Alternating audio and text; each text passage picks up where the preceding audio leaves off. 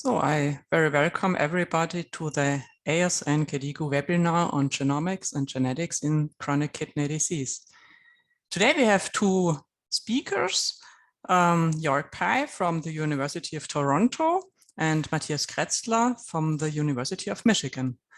We will start with York Pei. It's yours, York. Thank you.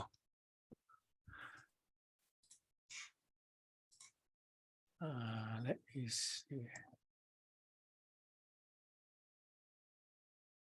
Can you see my screen? Yes, we can. It's perfect. Okay, thank you. Hello, everybody. I'd like to talk to you today about the nuances and complexity of genetics in ADPKD. These are my disclosures. So ADPKD is the most common inherited kidney disease affecting approximately 1 in 1,000 births. And mutation of two genes called PKD1 and PKD2 account most of the genetically resolved cases. And we also know that delineating the genotype of these two genes is important because PKD2 in general is much milder than PKD1. We also have learned over the past few years that there are also handfuls of rare cystic kidney and liver disease genes that may mimic ADPKD and that need to be differentiated from the two main genes. And overall, 5 to 8% of patients who require end-stage kidney disease care are due to ADPKD. Now, we also have a drug called tolvaptan, which has been approved to slow the progression of patients with ADPKD. So there is an imperative to use different means to try to prognosticate and identify patients who are at high risk for progression for this therapy. So these are the two genes, and I just want to mention that PKD1 is a very difficult gene to screen from a genetic point of view because 3/4 of the exons, as shown here, are duplicated in 3 pseudogenes with very high DNA sequence identity and similarity. However, the technical part for screening this gene in a comprehensive manner has been resolved using long-range PCR or locus-specific primers. So we can screen these two genes quite easily using different platforms. Before I show you about the genetics, I want to just mention and remind ourselves that the mutation of PKD1 and PKD2 affect the proteins that they encode called Paracetin 1 and 2. And these two proteins complex in a signaling pathway that tell the cell to do different function, including maintaining a certain tubular geometry, as well as proliferation and secretion. And the mutation of these two genes can have, in general, 2 main effects. And I kind of categorize them here for you. One is that the classical mutation that you're familiar with, stop codon, splice site junction mutation, or frame shift deletion can result in a truncated protein. These are called protein truncating mutations. By contrast, there are other mutations that may only change a single amino acid or in-frame deletion of several amino acids without changing the reading frame.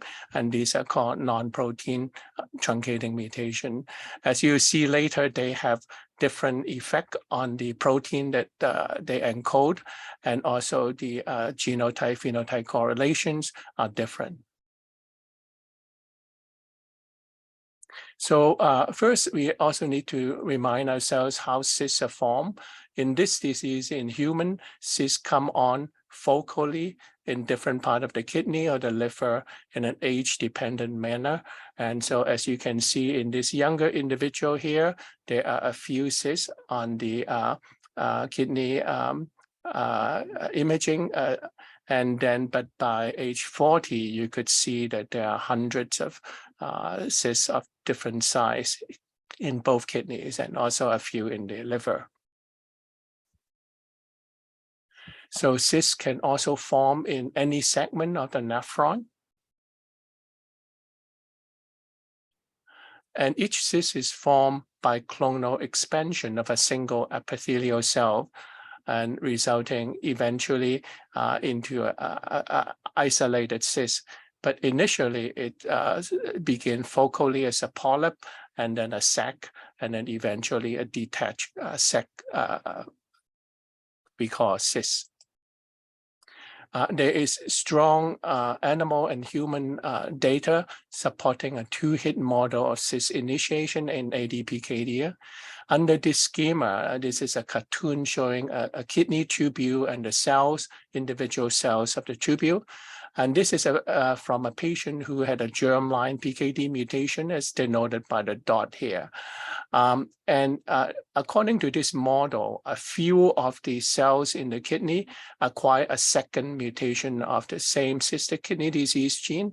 And when both gene copies are affected, this cell undergo reprogramming and then grow in an accelerated rate, evolving into a little sac and eventually an isolated cyst. So according to this model, bloodline PKD mutation is necessary, but insufficient for cyst formation. And the somatic second hit is a rate-limiting step that may eventually determine how many cysts the individual will have over the lifetime. And the frequency of the somatic PKD mutation can determine the number of cysts eventually formed. And recently, there is also what is proposed a threshold model, which states that the mutations of these both germline and somatic mutations within the individual cell don't need to be completely inactivating, but if they result in polycystin level below a certain threshold, that can trigger the cyst initiation process. If we look at the germline mutation, that is a bloodline in mutation of individuals with ADPKD, we have a pretty nice delineation of the different genotype. This is a study we did from Toronto several years ago, involving a large number of patients from different families. And you can see that on average, the kidney survival as defined by the need for dialysis is at about 50%, occur in about age 50 to 55 in patients with protein truncating mutation. And this is the class of mutation that are thought to be the most severe. By contrast, if you have a PKD2 mutation, the median survival it's about 80 years, which is very different. And then in between, you can have a PKD1 in-frame indel mutation shown in the purple, or the green missense non-truncating mutation. There's a group of mutation negative individuals shown in the gray area. They seem to also do quite well with very few patients requiring dialysis. When patients start dialysis early, such as in the ones with the PKD1 protein truncating mutation, it also impacts on their life expectancy and survival. One of the problems that using mutation class in predicting prognosis of individual patients is shown here. This is family study of a number of families from Toronto. On the y-axis is the age of starting dialysis or kidney transplantation. Each vertical line represents a family, and each dot on the line represents an affected relative. So you could see, while in some family, the affected relative are tightly clustered for the age of starting dialysis. In other family, they are mildly affected versus more severely affected individual over a wide range of age. And the presence of this very extreme discordant disease severity within the affected relative of the same family is suggesting a modifier effect, which could be due to genetic or environmental factors. And we see this kind of extreme discordance in about 12% of our families, so that it rendered the risk prediction challenging at the level of individual patients. Some example of the complexity of ADPKD is shown here. This is an example of PKD1 allelic interaction. So this family here, the affected individual have fairly mild disease requiring dialysis at age 73. He has a blue bar, which is associated with a in-frame deletion of one amino acid, and was passed to 3 of his 5 affected offspring. And by the way, it is very unusual to see all 5 of 5 offspring affected, since this is an autosomal dominant family mutation. And so when you have this kind of loaded family, you should suspect some kind of complexity. And unbeknown is that the mother also had a PKD1 missense mutation. She did really quite well into her 90s and without any kidney failure, but 3 of the offspring carry this missense mutation. And this individual that carry both mutations actually developed end-stage kidney disease quite aggressively at age 24, whereas her other siblings had mild disease. Another example is shown here. This is an individual who had ADPKD. She inherited a missense mutation from her father, who had been known to have simple renal cysts and living well into his 80s. She unfortunately acquired a de novo frameshift mutation from the mother's chromosome 16. And as a result of this too, her disease is a bit more severe, and she required dialysis at age 44. And other complexity could involve genic interaction. This is a very large family we study from Newfoundland. Those with the blue bar had a PKD1 missense mutation, and in the red, PKD2 mutation. And in this family, there are 2 individuals that carry both of these PKD1 and PKD2 mutation. And their kidney function is significantly less compared to their affected relative carrying only 1 mutation.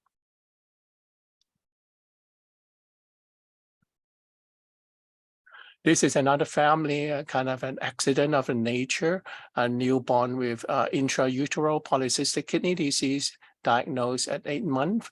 And his father had a PKD1 truncating mutation. His mother had a PKD2 truncating mutation, and he unfortunately carried both mutations and presented intrauterine. And we expect his disease will be more severe than either of his parents. On the other hand, there is another phenomenon that can result in modification of the gene dosage at the tissue level, and that is a phenomenon of somatic mosaicism. So far what I've told you, well, a disease is passed from one affected parent to the offspring, but in a mosaic individual, both parents of the individual are normal, and the person with mosaicism acquire a PKD mutation during early embryo development in one of the multiple polypotent stem cells, which eventually give rise to the trillions of cells that make up the different body organ and tissues. And so this individual, the disease is diluted, and they present focally and atypically. And does it happen? Yes, it does happen in ADPKD.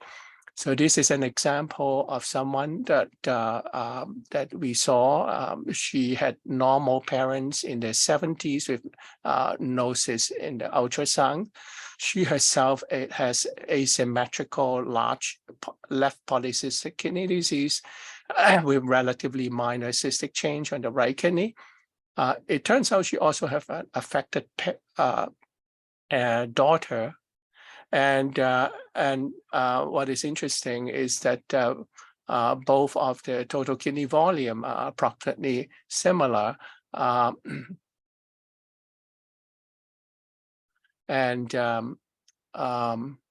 But the disease span a difference in more than 3 decades. What is interesting is that you can see the mutation tracing of the daughter here.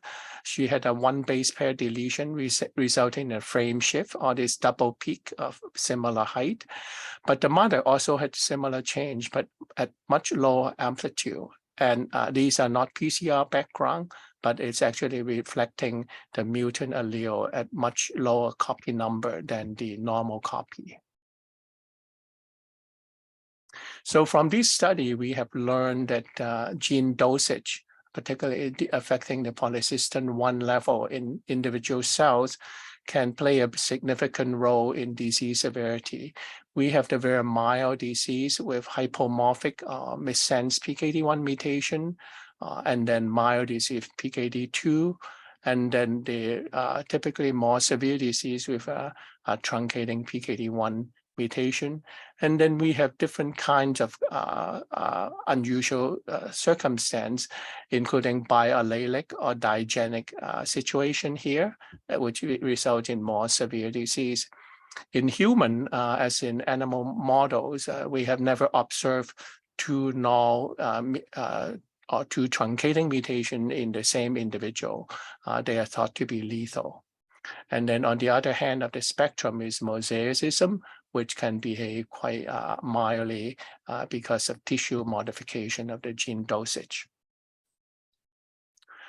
One thing that is interesting, I told you already that PKD1 truncating mutations generally are associated with very severe disease, but we have observed in 18% of our family that this subset of individual, although they carry the PKD1 truncating mutation, had disease that we cannot differentiate by kidney imaging, total kidney volume, or EGFR, that they have such mild disease that we could not differentiate them from PKD2 mutations.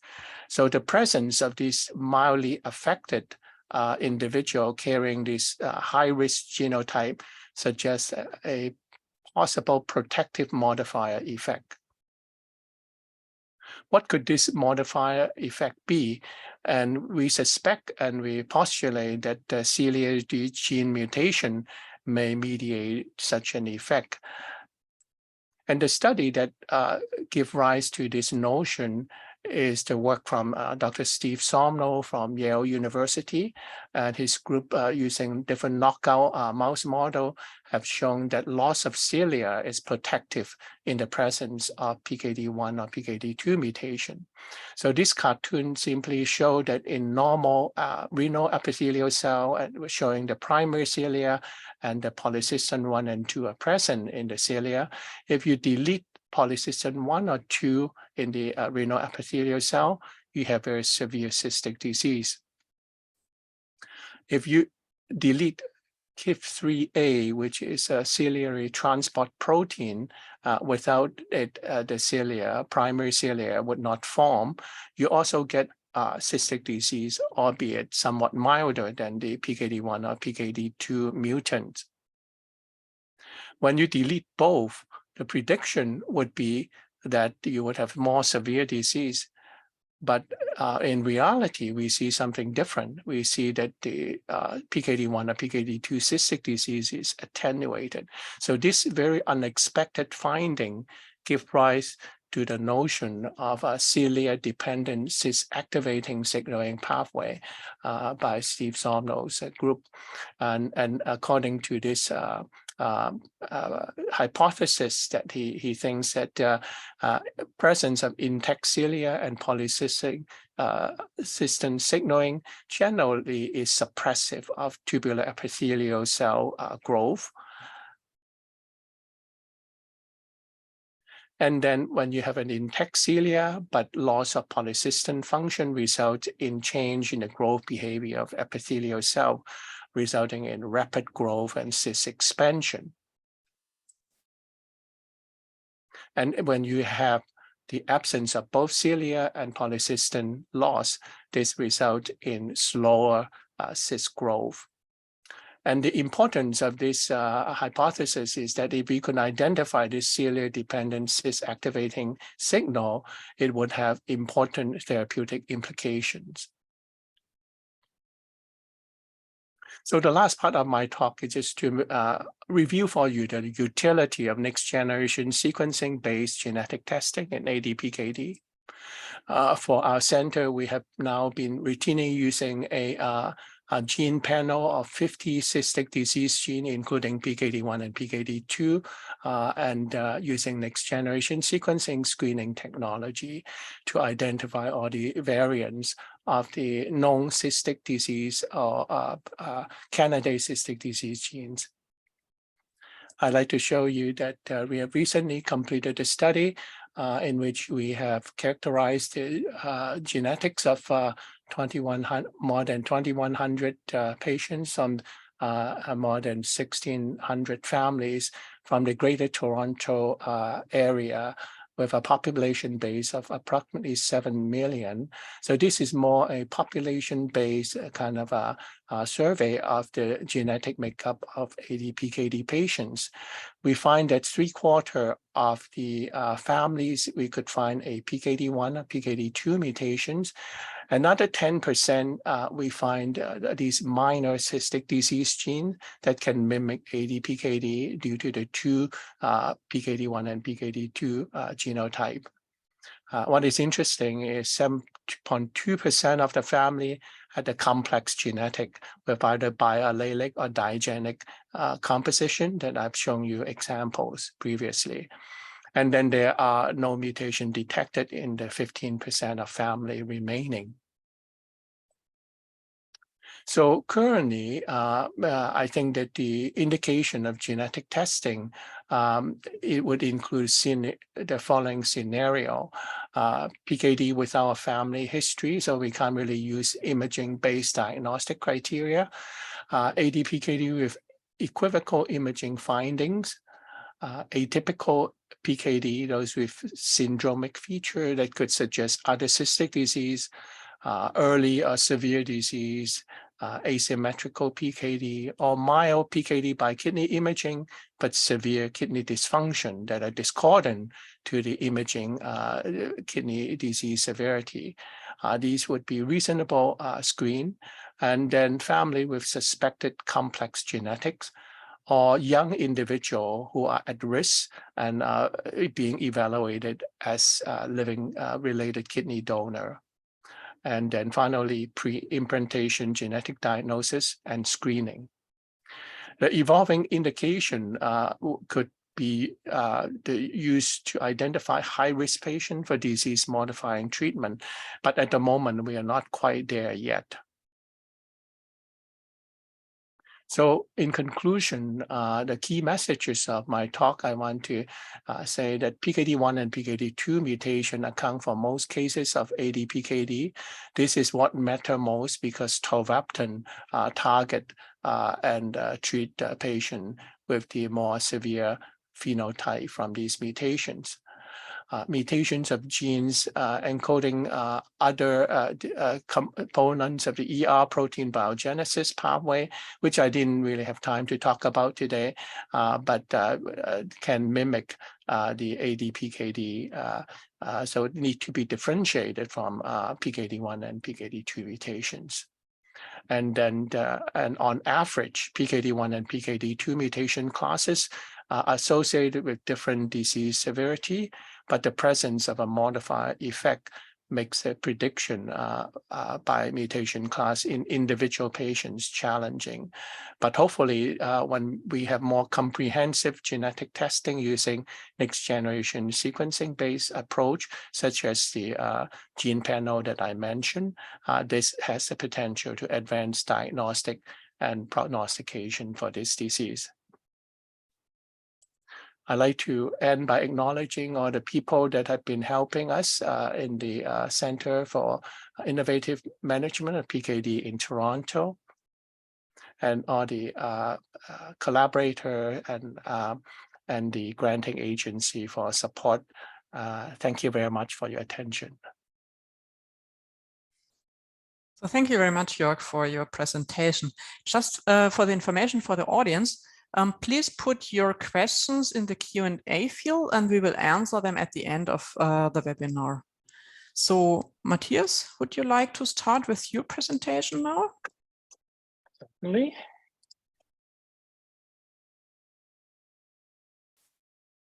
And I hope you can see my slides.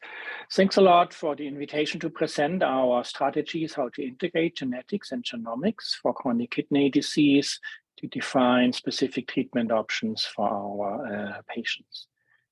Here are my disclosures. Most relevant to the presentation today is that we received support from the National Institute of Health from the United States here, from the patient interest group Neptune Kidney International, and from the Rare Disease Network. Dr. Pei has established a very powerful view how genetic can define a disease in mechanistic terms, but also has shown us the limitation of a gene-only focus, and certainly has delineated very robustly for polycystic kidney disease how gene-gene and gene-environmental interactions are critical to determine the fate of a patient with kidney disease, in his example, polycystic kidney disease. And I want to use that concept to define with you a little bit further what we identify as diseases and disease drivers in our current definition of kidney disease, and what implementation that has in understanding and treating kidney disease. If we consider gene-environment interaction as a continuum to establish, on one hand, a disease like polycystic kidney disease, like FSGS, but then we also know that in our spectrum of people with kidney disease, we see very different rates of progression of kidney disease. And again, we can have different forms of the PKD genes, we can have different progression risk factors like ApoL1, or we can have also protective genetic and environmental factors determining the rate of progression of kidney disease. What has been challenging for nephrology over the last several decades is that our clinical definition of disease are usually symptomic. So for example, we call a group of proteinuric diseases focal segmental glomerulosclerosis, or we call them minimal change disease, depending on the histological patterns we see on a biopsy. But as I delineated here, they actually are overlapping with the underlying disease initiations and disease drivers. That has significant impact for our patients because we don't know which path the patients will go on based on the histological and clinical presentations. We also don't know if they will respond to steroid treatments or not, or if they will respond simply to angiotensin receptor blockade, or if we need to deploy immunosuppressive therapy to bring their disease in control, or if they will progress irrespectively of what we do. So this really has led to the vision that we need to understand the complexity of kidney disease from all angles. And we are in a strong position to do that in nephrology because we are capturing from our patients a multitude of different informations. Clearly, as a unique aspect to many other internal medicine subspecialties, the part that we gain kidney biopsy tissue for diagnosis gives us access not only to histology, but to a flurry of molecular profiling technologies which have become available over the last couple of decades. We have blood and urine to diagnose, stratify kidney disease with conventional clinical chemical parameters, but also with more sophisticated molecular profiling technologies who get a comprehensive view of the changes in the biofluids, with urine being particularly powerful because it's a biofluid clearly reflective of the intrarenal changes most effectively. And over the recent years, we have developed systems to actually generate from a patient blood sample inducible pluripotent stem cells, meaning undifferentiated cells from a blood samples from a patient, which we then can differentiate in different organ systems, including kidney organoids as an ex vivo model system to define where a patient is with their current underlying molecular biology processes. A key piece in that effort is that we bring the information together, that we obviously define in our research segments and to a focused extent in our patients, the genetic makeup, the structural lesions, obviously clinical phenotype remains the foundation of everything we do. And then the multitude of other molecular information. It's the beauty of the transcripts, the genes encoded by the genome and transcribed, the proteins produced, the metabolites, synthesizes, that those elements are actually integrating the genetic and the environmental impact on a disease process. So they are very effective tools to define where a patient's kidney is in a given moment in time and where it is headed. And that has led to the description of how these parameters can help us to identify patients in good and bad outcomes. And Dr. Pei is giving you very powerful approaches in polycystic kidney disease. It has allowed, like with tolvaptan, the development of targeted therapies if we understand the underlying molecular pathobiology.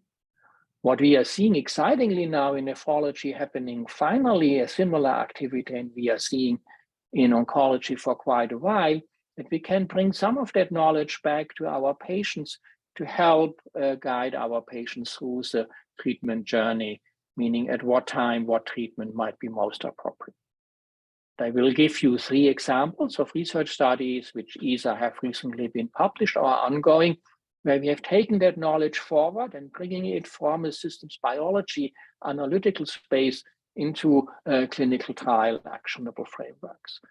The first 2 examples are from the Nephotic Syndrome Study Network. That's an NIH-funded research network across North America, where we are starting people with FSGS, minimal change in membranous, as early as possible in the disease process at time of biopsy. Patients are recruited and then deeply phenotyped along the philosophy of the longitudinal cohort resource generation, that we capture more than 1,000 clinical parameters. A detailed genetic, molecular, and structural analysis is generated. Biorepository and digital histopathology archives are available so that investigative communities can access those resources to define the disease process from whatever angle is necessary. And over the last 14 years, we have over 200 different studies from all over the world accessing this resource to generate what we refer to now as a Neptune Knowledge Network. And in that Neptune Knowledge Network, we now have that information available, which I showed you in my introductory slides, that we can define these cross-cutting disease mechanisms. And our patients have asked us very bluntly that, while it is quite interesting and intellectually intriguing to use these complex modeling tools to decipher disease pathobiology, they really want to see us use that knowledge to make a difference, to identify who needs what treatment in glomerular disease. This is a particularly exciting time because based on many efforts in the community, including Neptune, we are now seeing different therapeutic modalities coming forward in clinical trials to people with glomerular disease. And the challenge is which patient should be recruited into which trial. And that's particularly relevant in a disease where we know that we have this massive disease heterogeneity, meaning the same syndrome presents very different underlying pathobiology. So if your trial is targeting the pathway reflective in blue, in all comers, you will know that your trial will have trouble getting significance thresholds being reached because only a subgroup of patients has that pathway active. And one of the activities the network has been doing in the Neptune Match framework is that we are identifying on an individual patient level pathways which are currently targeted by ongoing trials, and then communicate to our study participants that if they want to participate in a trial, that these different trials have different pathway activity presence in their kidneys, so that a patient can make an informed decision which trials to engage, with the goal to achieve more homogeneous trial participations of patients with their underlying disease mechanisms, which obviously increases the likelihood for a patient to show a response and increases the power of trials to be effective because you are not treating a mixed bag, but rather you're treating a more homogeneous population. How can this look like? I will give you 2 examples from the 5 ongoing studies currently active in the Neptune Match framework. The first study was a global effort which we executed together with our colleagues from the European Renal CDNH Bank and the H3 Africa Research Network. We used our tissue gene expression profiling, meaning we take biopsies, we extract RNA from glomeruli and tubular interstitial compartments, generate genome-wide gene expression fingerprints, and then sort our patients based solely on the molecular activation signature in the RNAs in their kidney tissue. And by doing so, for example, here with FSGS and minimal change, we could identify in these cluster dendrogram where we are sorting patients according to their transcriptional similarity, 3 distinct subgroups in North America. And we could find similar subgroups in Europe and in sub-Saharan Africa. Carefully evaluating our data, we could show that our data sets for correlating these transcript signatures into patient populations were robust across US and Europe and across US and Africa, telling that the assays worked well. What was intriguing now in this 3-continental study was that we could actually show that the molecular groups were pulling in patients from the 2 histological pictures, FSGS and minimal change, into these subgroups, arguing indeed that those descriptive categorizations are mechanistically heterogeneous and the molecular stratification might give us an angle into these more homogeneous patterns of the disease. If we look what the clinical outcomes of patients group molecular in cluster 1, 2, and 3 are, we could see to our surprise that one group showed a significant loss of kidney function, whereas the other 2 groups showed reasonably retained kidney function over the observation period in Neptune. So we were separating patients towards outcome, a key question certainly my patients have in clinic, using our molecular profiling. But the beauty with these molecular fingerprints is that we not only can associate outcome with those, we can also ask what is different now molecularly in gene expression terms between patients who have the bad versus a good outcome. And if we do that, we identify actually a well-known key regulator of inflammatory diseases, including inflammatory glomerular diseases, TNF, as an upstream regulator in people with a poor outcome, with FSGS minimal change versus those with good outcomes. In the Neptune network, that got our experimental trialists very excited because, yes, they certainly consider TNF a valuable target and actually tested it in the FON2 trial in a study where they used adalimumab, a TNF inhibitor. However, in that trial effort, only 20% of the patients responded to treatment and 80% didn't. So the overall study did not provide a significant impact on the outcomes and had to be stopped for futility. So the experimentalist challenge now is the molecular biologists and bioinformaticians in the team. Can you help us? Can you identify with the information you have those patients who have the TNF signature on and who didn't? And Sean Eddy and John Hartman here and the team in Michigan actually took up the challenge. They developed the TNF Activation Score. The good news here is this pathway is well characterized. We know exactly which downstream transcripts are increased if TNF is active. We did that for every patient in the study. And then they assigned an activation score in North America, in Europe, and in Africa to our study participants. And you indeed can see a vast heterogeneity that most of the patients in the cluster 3 had a high TNF activation score, and cluster 1 and 2 patients low. And the same findings were seen across Europe and Africa. So we could take a biopsy, we generate gene expression signatures, generate the activation score, and then bring those patients towards the trials after a molecular biopsy profiling. While this would have been technically feasible, it really would have made a clinical trial quite logistically challenging and required another invasive procedure for our patients. So the biomarker core in the Neptune network took to work, because when Chun leading that activity identified several of the molecules who are regulated by TNF to be actually excreted in the urine, and established that urinary proteins are tightly correlated with the intrarenal transcript. Here, MCP1 with CCL2, this is the MCP1 transcripts in the kidney, and the same for matrix modifier TIM1 in tissue and urine. So she could use now the urinary fingerprints of the TNF signatures to predict the TNF activation score out of a simple non-invasive urine sample. And that's exactly what we were able to achieve, that now with this waterfall plot, you can see the distribution of Neptune patients across our cohort solely based on the urinary diagnostic features. So we can now, with a single urine sample, identify the activation state of a pathway, TNF in this example, inside the kidney. And that now gets us into a very different space, so that our clinical trialists now can use this biomarker activation study to actually identify patients who have the highly activated pathway, and then bring them to the adalimumab intervention, as we are doing in the current ongoing proof of concept study in the Neptune led by Howard Rahman and Debbie Gibbs.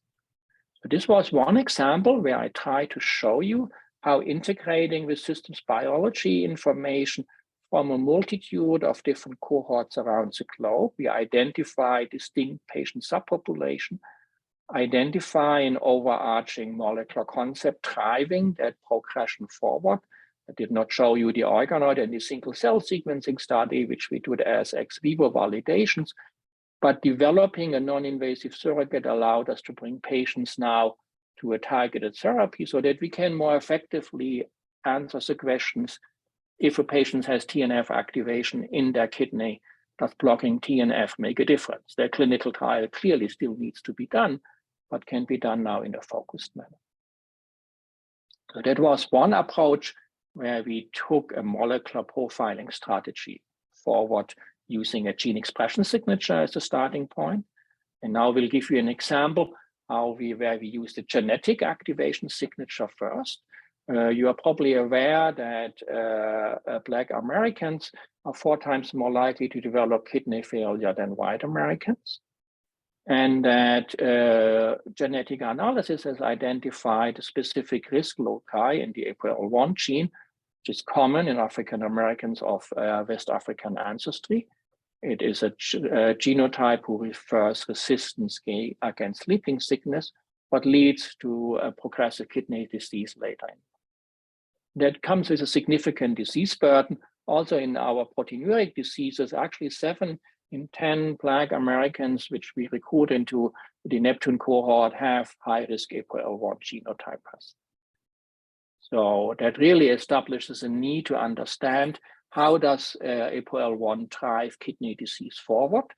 And we have learned a lot since that gene was described a little bit more than a decade ago in the underlying mechanisms. And this is work led by Olivasi in the Neptune Network, where we identified a multitude of upstream regulators who are able to activate APOL1 transcript levels via different signaling cascades.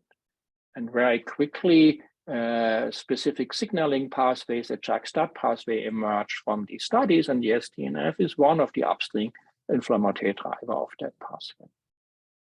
And that was very exciting because the team here in Michigan had already very carefully studied that signaling pathway over the last 15 years. Celine Bertier, who's joining us today as well, has carefully evaluated the different elements of the pathway activation in the JAK-STAT inflammatory cascade across many kidney disease. Sean Eddy from the team, similar to the TNF activation signature, developed the JAK-STAT activation signatures. And that activation signature was measured across many different glomerular diseases like membranous nephropathy, minimal change, IgA, hypertensive nephropathy, diabetic kidney disease, FSGS, among others. Here you see the reference population. And as you can see, in diabetic kidney disease, as with FSGS, JAK-STAT activation was present inside the kidney using the kidney tissue biopsy assay. This allowed us to convince Eli Lilly to actually use their JAK-STAT inhibitor Paracetin to be repurposed for diabetic kidney disease in a randomized clinical trial led by Cassie Tuttle. And in that trial, we could indeed show that in a time and dose-dependent manner, albuminuria was reduced by the JAK-STAT inhibitors, arguing strongly that indeed this is a pathway which is amenable to therapeutic intervention. And intriguingly, many of the downstream JAK-STAT activation molecules similar to the TNF non-invasive biomarkers showed also a response, and this response preceded the response to proteinuria.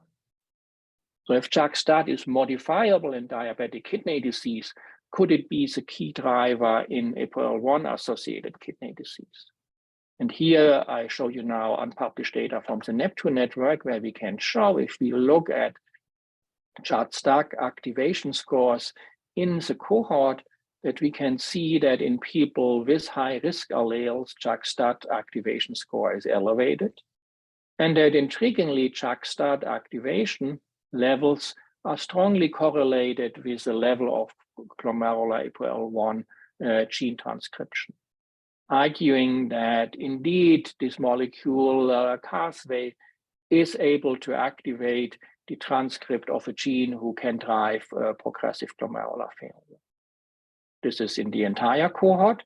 Intriguingly, in our pediatric patient population, we see an even stronger association, arguing that the link between JAK-STAT activation and APOL1 is particularly strong when we have less environmental confounders, as our African American peoples are accumulating sadly throughout their life.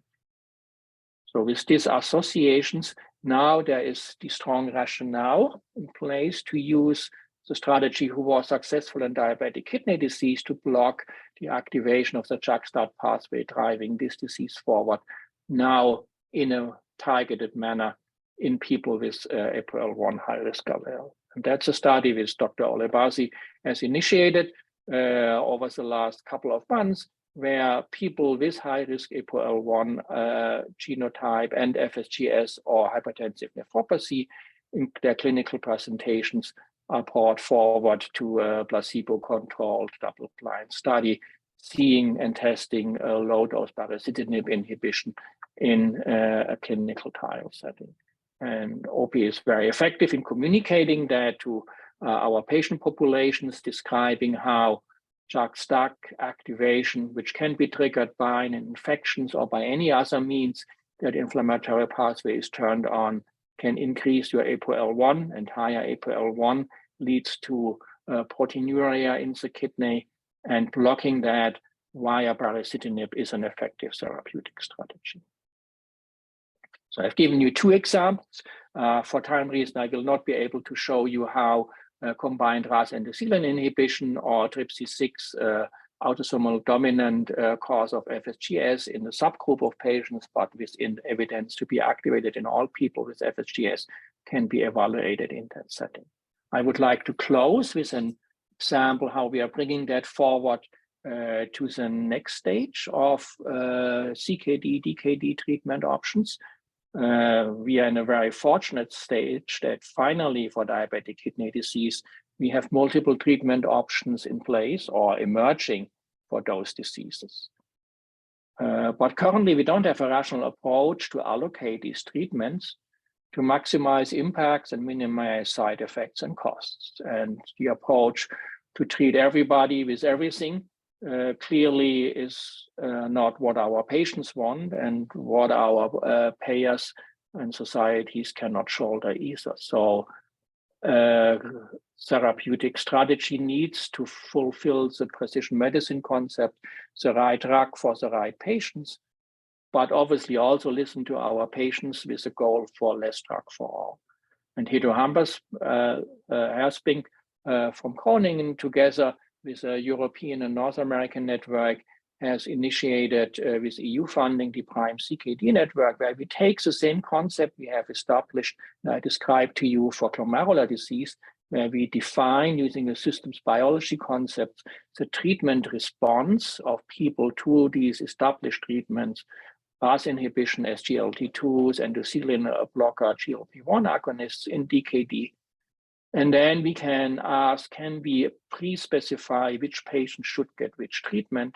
We can expose people to the various treatment options and then have a structured way to respond depending on their biomarker and clinical response to develop a stratified treatment approach based on a rational molecular insight into the underlying disease pathobiology to bring the right drug to the right people. With this, I would like to wrap up. I hope I have given you an impression how we can utilize the deep genetic, genomic, and molecular insight into disease processes in kidney disease to bring a patient stratification approach towards our patients, identifying the best patients for novel treatments, and hopefully soon also helping us to understand who will benefit from our existing treatment. And while the data generation and hypothesis testing efforts are quite resource intense, the actual clinical implementation quite often can be done with simple, routine, clinically accessible parameters like in the DKD trial with Paracetin. With this, I would like to wrap up. I have to acknowledge our funding agencies, all the investigators who over the last 14 years spent tremendous time and effort to generate those foundational data, which now can leverage the team here in Michigan who makes all that research fun, but most of all our patients who really allowed us to follow them through their journey to gain insight, to help people with similar diseases like they, and maybe hopefully also being helpful for them at some stage. I thank you for your attention. Thank you very much. So thank you very much, both of you, for your very interesting presentations. We have lots of questions. Most of them, I think, are for York. So I would like to start with York. The first is, do you see or do you know that ADPKD can be unilateral? Yes, yeah, so we can see that. So it's related to this somatic mosaicism. So when you have a mutation affecting one of the polypotent stem cell that may give rise, let's say, predominantly to the tissue in one kidney, you can end up with a unilateral polycystic kidney disease. So there is a number of atypical imaging pattern and identify in the Mayo Clinic imaging classification by Dr. Torres, and one of them is unilateral polycystic kidney disease. And we have seen that. And the difficulty in diagnosis is that depends on this cell that is originally affected by the somatic mutation, what tissue it gives rise to, like blood or saliva sample may not have enough of the mutant allele present to be identified by conventional genetic screen. And so we have been looking at next generation sequencing that can look at very low level of copy number variation. But I think the detection rate below 5% is very difficult. And obviously, if you go to the kidney tissue, you will have better luck in identifying these kind of changes. Well, thank you. Next questions. Why should we perform genetic analysis if we do not have a gene therapy? Gene therapy? Well, obviously, gene therapy would be a holy grail, but it's not something that is coming anytime soon, at least in the human. I think the problem with gene therapy is that there are at least a couple of issues that I could see is a regulated expression of the gene that you want to put in the tissue target of interest, and in this case, kidney and liver, and also to have this expression state like at a higher level, and you have to control it. And in polycystic kidney disease, we know that too much or too little of the polycystin 1 actually can cause cystic phenotype. So you have to be able to regulate it in a sustained way, and also delivering in many of the, or most of the kidney cells. So these are very challenging technical issues. I think gene therapy have better luck with like eye disease or blood disease, in which you can really manipulate the cells, and but for solid organ, I think right now there are a lot of technical challenges which I think may take a long time before we could resolve that.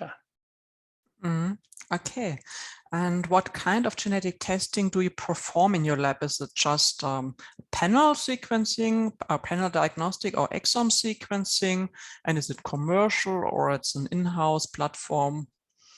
Yeah, so it's a in-house gene panel. I think the advantage of gene panel is you could add additional known genes. Whole exome, you can also do that too. But whole exome sequencing also have holes. Certain genes may not, gene region may not be captured adequately. And in the gene panel, when we know that there are like difficult regions of the gene, we could rebalance the assay by increasing the probe to try to capture more DNA of the more difficult regions, so that we don't have as many holes or gaps. And I think they are both useful. It really depends on experience. And I think that so for our center, we use a gene panel approach, which is fairly economical and allow us to do a lot of screening in large number of patients. Okay, thank you. Next questions. When you have, or when you found the type of variant, the likely pathogenic or pathogenic variant, does it influence the treatment of the disease? That might be for both of you, Matthias and York. Yeah, I think, like as I mentioned, like there is a pretty good delineation of the average effect and ADPKD of the different mutation class, if I've shown you, but there is also a lot of individual variability due to this modifier effect, which could be environmental or additionally genetic. So we don't really have a very good understanding on what this modifier effect. We hope that with a more comprehensive genetic screening, we could screen for more deleterious gene variants that could make the background mutation worse, and understanding this variability. But I think we are still in the early stage of this development. And what is complicating in ADPKD is that that the modifier effect could also be protective, as shown in. So that makes it also difficult. Even the protein truncating PKD1 mutation may not necessarily be deleterious all the time. So in our center, we use also imaging kind of a technique to look at the phenotype and then the genotype. And with both information, we have more confidence to predict the prognostication. Okay, and in some countries, or at least in the Western countries, one of the treatments is tolvaptan, or tolvaptan, how do you spell it in English? But it's not available in other countries. So what can you recommend for treatment in these countries? Yeah, this is a challenging issue because it creates inequity, and obviously, like economics really impact on the availability of treatment. And I think that as far as I understand, the patent of this drug is also coming out. At least it's already expired in Canada. In US, I think there may be still a few more years. In other countries, I know that, for example, in India, you could buy tolvaptan relatively inexpensively, and the doctors in India, because they don't use, they don't have patent protection, and they have been using this. So I think it's really depending on the local economic situation and the patent protection, and then the expertise of the doctors, like who can use this medication. Okay, thanks. There was another question. If we don't have MRI for to measure the kidney size, would you also use sonography, ultrasound to measure the size of the kidney and then to treat with a specific treatment? So I think there are some people who advocate using an average kidney length of 16.5 centimeter, like as a surrogate of kidney size. And I think that works, that capture the kidney volume, kind of correlate quite well up to a certain age range. I think the age range is up to about age 45. After that, then it actually loses its accuracy. And it's very similar to the use of total kidney volume. The kidney volume by itself is half of the equation. You have to index it to the age of the patient in order to derive a sense of the severity. For example, if you have a total kidney volume of like 700 milliliter, like for an 18-year-old patient, it could indicate severe disease, but for a 45-year-old patient, it's very mild. So the same for kidney length as well. And I think so one have to be careful and understand the limitation of these kind of approaches. Okay. And what about kidney donors from a family with a history of ADPKD? Yeah. Do you recommend to use them, or do you say no? Yes, no, we do use it because it's very hard to get kidney for transplantation. So they are at 50% risk of getting the disease. And the idea is that you want to be able to screen negative for them so that they would be suitable donor.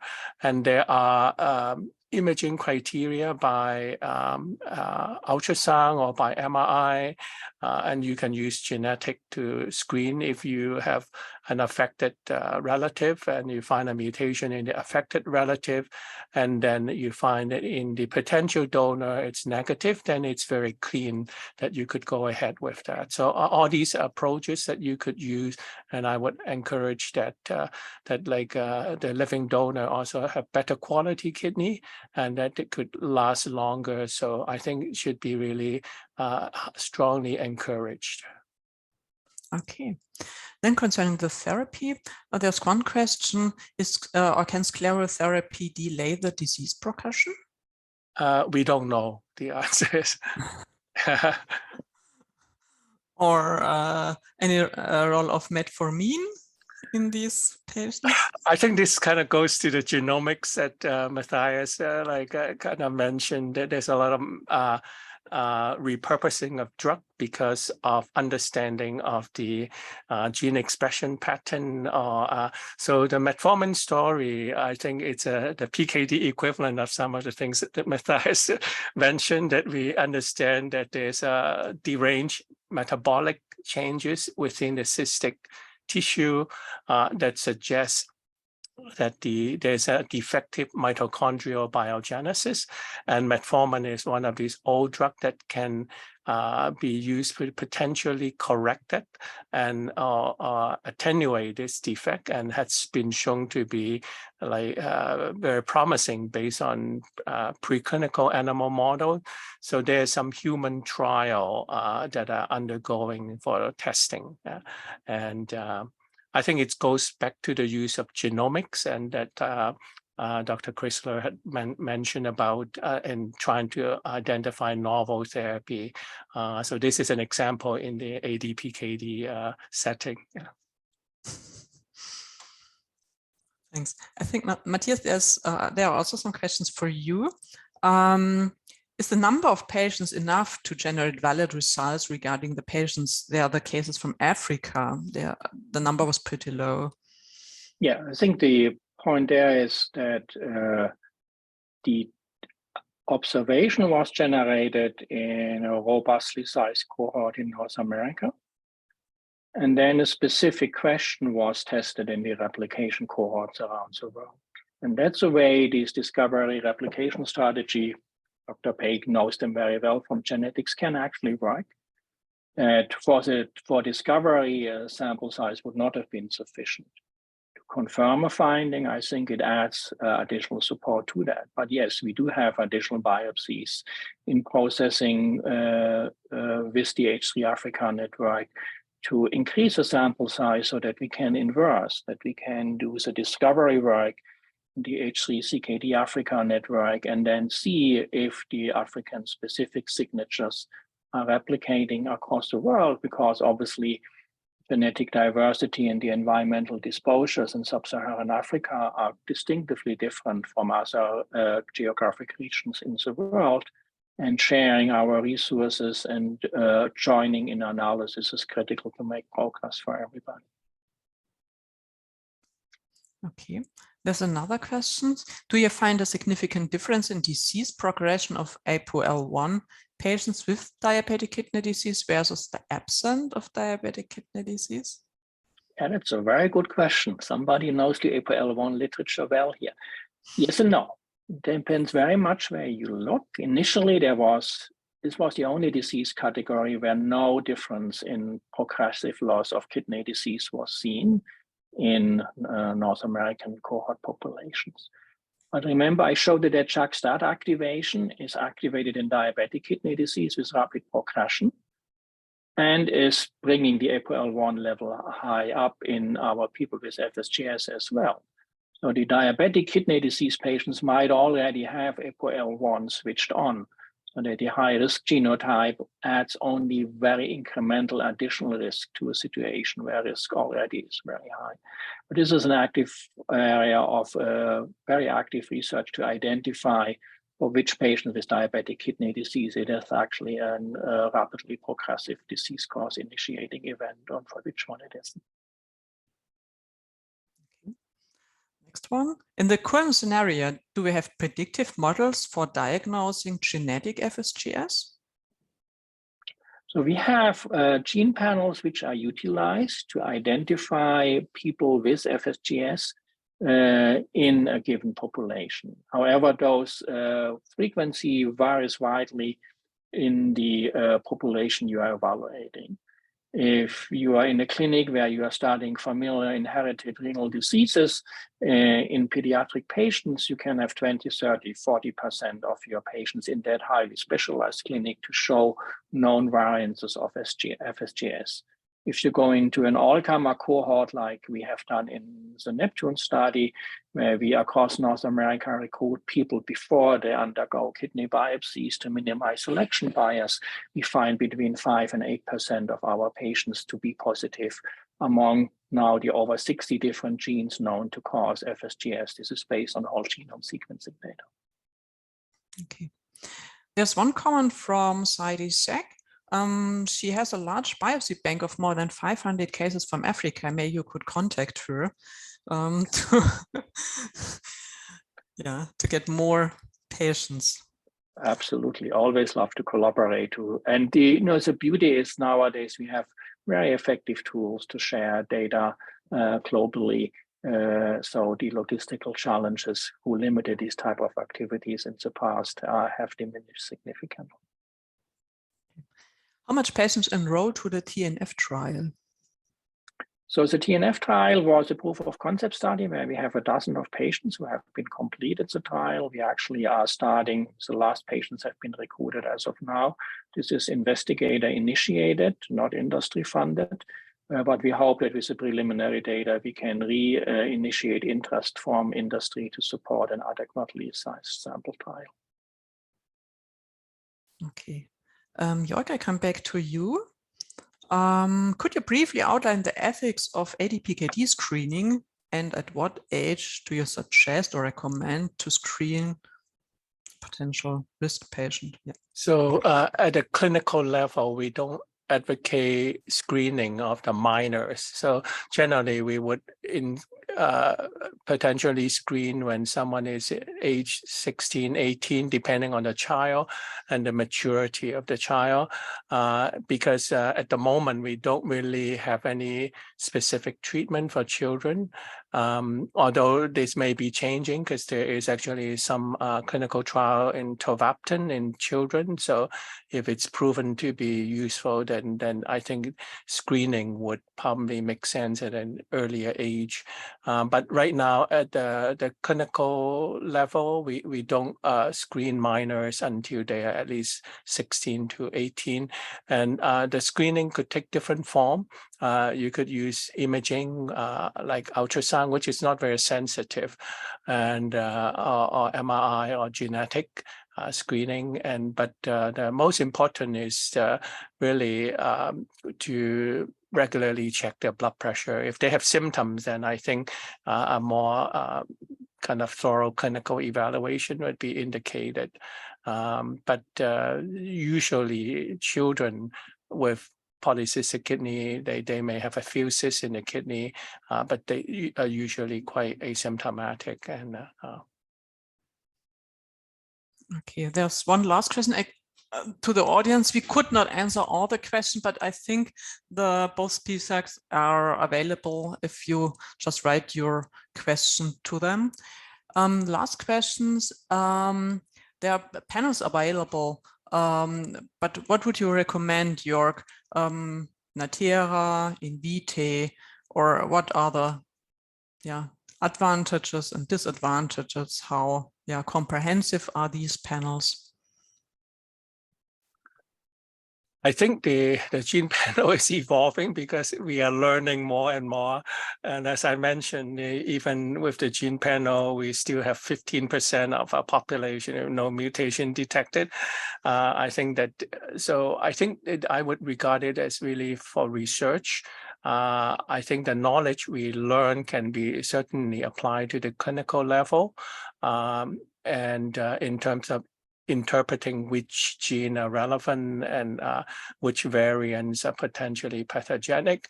But at this time, I think these are not the really usual clinical tests you can get or should expect. Okay, thank you so much, both of you.